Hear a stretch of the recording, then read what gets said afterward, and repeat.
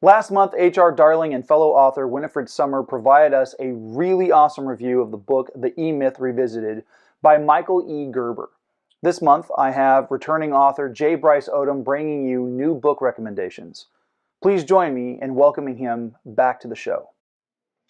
Hey, Garrett, thanks for having me back on to do this top 10 list. And, you didn't give me a ton of guidance, so I decided what my top 10 list would be over a group of writers who have been incredibly influential on me, and that is the Inklings. So this here is my top 10 Inklings books. And coming in at number 10 is C.S. Lewis's The Horse and His Boy. If you've read Narnia, this is kind of one of the middle book of it, but I think it is the best written book from beginning to end of the whole series. It may not be the most iconic, but I think it is absolutely solid from beginning to end. And there is the scene of Aslan walking with our main character on the mountainside in the fog, and that scene has stuck with me ever since I read the book so many years ago. Coming in next is also C.S. Lewis, because C.S. Lewis is going to be a lot on this list. But The Great Divorce by C.S. Lewis, I think this is fine. Of his three Christian apologetic novels that are just straight Christian apology novels, I think is his best one. It may be short, but I think it is clear and imaginative, and I think it also probably deals with some issues that Lewis wasn't intending to do, but about a group of folks from hell who get the chance to go to a day trip in heaven, and it's a fascinating allegory. But finally, our first one, not by C.S. Lewis, and no shock, it will be by J.R.R. Tolkien. And that is his story, Leaf by Niggle, probably the only true allegory book or story that Tolkien created. Back to C.S. Lewis, and that is Perelandra.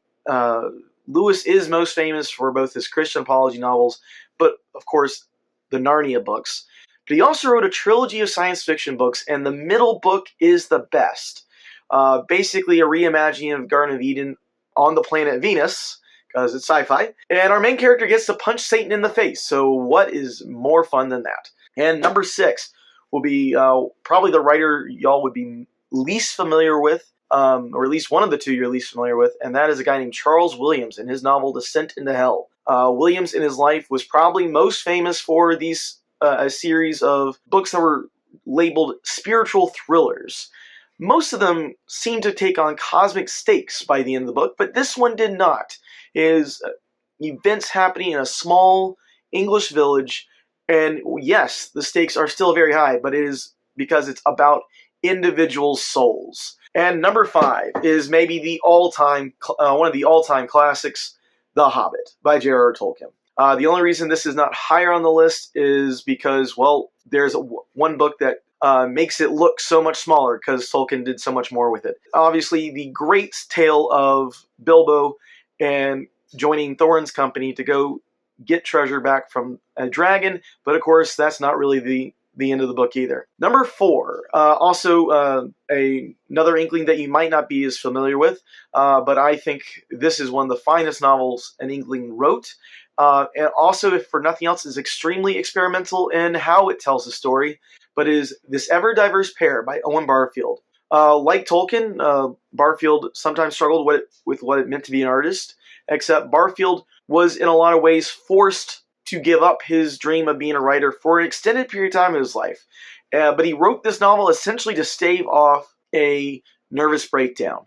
So if you are an artist who deals with the day in, day out of life and don't know and feel the pull of adult life and art and being an artist, this book will speak to you. And coming at number 3, one of the most ambitious books by an Inkling, we're going back to Charles Williams, and that is his poetic cycle on King Arthur, Taliesin through Logos, with its companion piece, Region of the Summer Stars.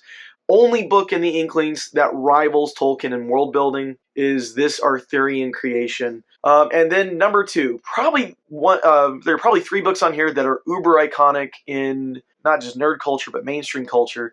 And The Lion, the Witch, and the Wardrobe by C.S. Lewis. As I said, I think The Horse and His Boy is the best structured book, best written book from beginning to end, but there is just nothing within Narnia that beats the just incredible imagery that is Aslan with the table in the toward the end of the book, but also the beginning of the book. And that brings us to our number one, Lord of the Rings. No more influential book was written by any Inkling. It is one of the most influential single reads I've ever had in my life, was this trilogy of books, or as Tolkien would have said, just this one novel. But from Fellowship of the Rings, Two Towers, Return of the King, it is just a story on such an epic scale with deep meaning as you go through the book. There's my top 10 best Inklings books of all time, at least according to J. Bryce Odom. So, Garrett, thanks for having me on to do this for you. Have a great day and have a happy new year, y'all.